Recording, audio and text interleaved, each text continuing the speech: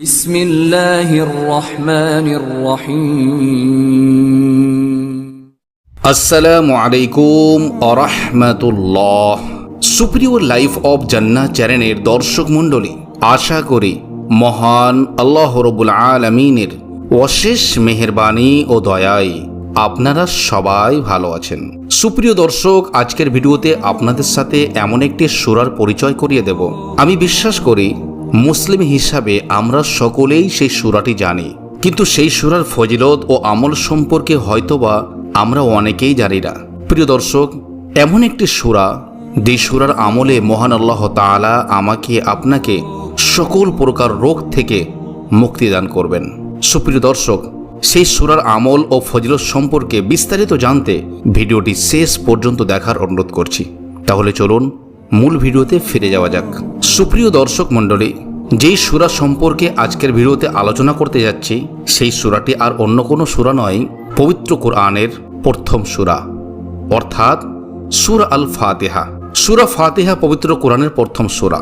ফাতিহা ছাড়াও সাবউল মাসানি, উম্মুল কোরআন, ফাতিহাতুল কিতাব এছাড়াও একাধিক নাম রয়েছে এই সূরার।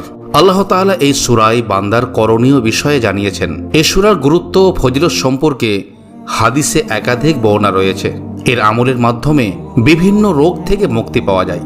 হযরত মোল্লা আলী কারি রহমাতুল্লাহ আলাইহি বলেন, সূরা ফাতিহার অক্ষর শব্দ পড়াতে যেমন শিফা আছে, তেমনি লেখাতেও শেফা আছে। যে কোনো ধরনের রোগ, চাই দিনই হোক কিংবা পার্থিব, অনুভবযোগ্য হোক বা না হোক, সব কিছু এ সূরা পড়া বা লেখার বরকতে আল্লাহর ইচ্ছায় আরোগ্য হবে ইনশাআল্লাহ। সুবহানাল্লাহ। মিরকাতুল মাফাতিহ। হযরত আব্দুল মালিক ইবনে উমাইর রাদিয়াল্লাহু তাআলা আনহু থেকে বর্ণিত, রাসূলুল্লাহ সাল্লাল্লাহু আলাইহি ওয়াসাল্লাম বলেছেন, সূরা ফাতিহা সব রোগের মহা ঔষধ। সুবহানাল্লাহ। সুনানে দারিমি এবং মিশকাত শরীফের হাদিস।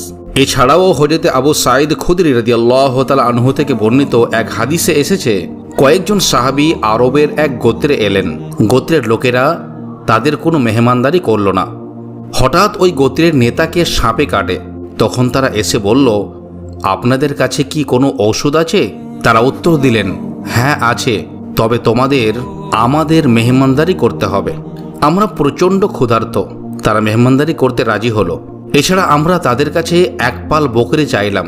তখন একজন সাহাবী উম্মুল কোরআন অর্থাৎ সূরা ফাতিহা পড়ে মুখে থুতু জমা করে সে ব্যক্তির ক্ষতস্থানে মেখে দিলেন। ফলে বিষ নেমে গেল এবং সে ব্যক্তি সুস্থ হয়ে গেলেন। সুবহানাল্লাহ। সাহাবীগণ সকলে খাওয়া দাওয়া শেষ করে নবী করিম সাল্লাল্লাহু আলাইহি ওয়াসাল্লামের কাছে বকরি সহ ফিরে এলেন।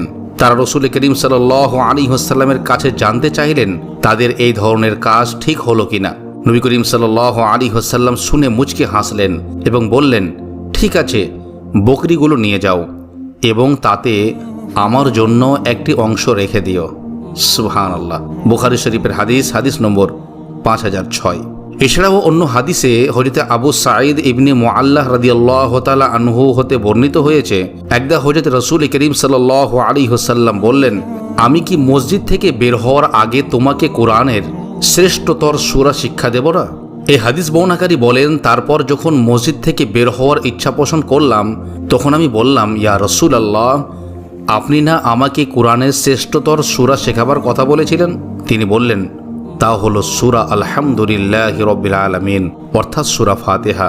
এটি সেই 7টি পূর্ণ আয়াত এবং আমাকে প্রদত্ত মহা আল কোরআন। সুবহানাল্লাহ। সুনানে দারিমির হাদিস। প্রিয় দর্শক, এখন চলুন আমরা এই সূরার কিছু আমল সম্পর্কে জানি। সূরা ফাতিহাকে রাসূল করিম সাল্লাল্লাহু আলাইহি ওয়াসাল্লাম সমগ্র রোগের মহা ঔষধ বলেছেন। বহু হাদিসে সূরা ফাতিহার ফজিলত বর্ণিত হয়েছে।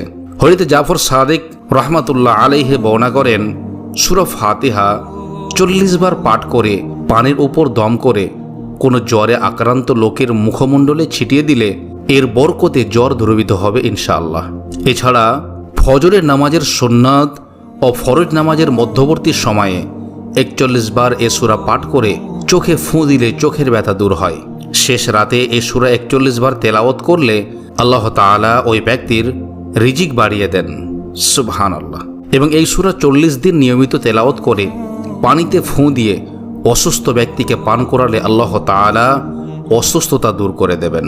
আল্লাহু আকবার। এছাড়াও আপনি প্রতি রাত্রে ঘুমানোর সময় সূরা ফাতিহা, সূরা ইখলাস, সূরা নাস, সূরা ফালাক এই সূরাগুলো আপনি পাঠ করেন, নিজের শরীরে দম করেন অর্থাৎ ফুঁ দেন এবং আপনার বাড়ির ছোট বাচ্চার গায়েও ফুঁ দেন। মহান রব্বুল আলামিন আল্লাহ তাআলা এই আমলের বরকতে আপনাকে সারা রাত সমস্ত প্রকার বালা মুসিবত, তার পাশাপাশি দুষ্ট জিন শয়তানের আক্রমণ থেকে আল্লাহ তাআলা হেফাজত করবেন ইনশাআল্লাহ। সুপ্রিয় দর্শক, আজকের ভিডিও এ পর্যন্তই ছিল। ভিডিওটি ভালো লাগলে লাইক করবেন এবং এই ধরনের ভিডিও পেতে আমাদের চ্যানেলটি সাবস্ক্রাইব করে আমাদের সঙ্গে থাকবেন। আবার কথা হবে অন্য কোনো ভিডিওতে ইনশাআল্লাহ। আসসালামু আলাইকুম ওয়া রাহমাতুল্লাহি ওয়া বারাকাতুহু।